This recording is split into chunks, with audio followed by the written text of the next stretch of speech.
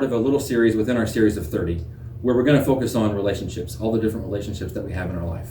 And I want to kick it off by giving you some insight on how to get along with anybody, or at least how not to do it. I'm going to give you a story from my own experience. The golden rule, we've all heard of the golden rule, right? Do unto others as you want others to do unto you.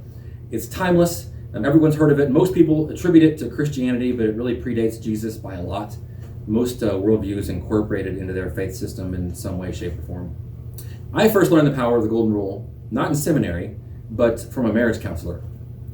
Early on in our marriage, Hannah and I hated each other, like with a passion. And we didn't do any premarital counseling to prepare us for adult life or living together or anything like that. And so we were ready to call it quits. Till death do you part was looking like way too long to wait. But before we did that, we kind of half-heartedly, at least for me, half-heartedly, tried some marriage counseling.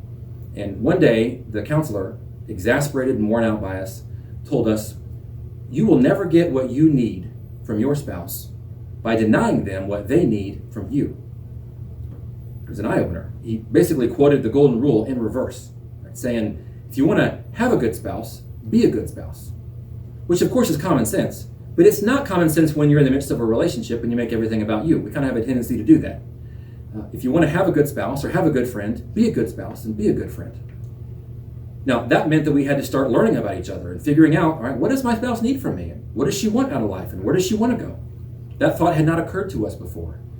Because up until that point, we were both basically telling our spouse, you need to change and be like me. That's when you'll become right, is when you see things my way.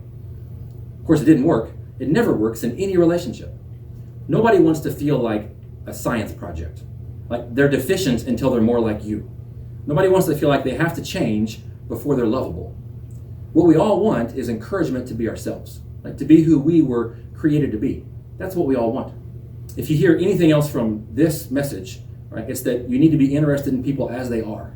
I've been saying all along in this series that you need to be interested in other people. But I want to go one step further and make sure you hear me say, be interested in people as they are right now. Not some future version of them or not a better version of them. Be interested in them right now. Take a genuine interest and ask them questions and lean in and listen and try to figure out who they are and what they want out of life and where they want to go. Just for the sake of them. There's a reason we say dog is man's best friend. Right? Your dog likes you just for your sake. Your presence is enough to make his tail wag. He just wants to be around you for you. You don't need to pretend to be anybody. You don't have to improve and become somebody else. As long as you're you, he wants to be around you. We can learn a lot about that for our relationships. Take a cue from your dog. Be genuinely interested in people just for their sake, and you'll never be without friends. Thanks.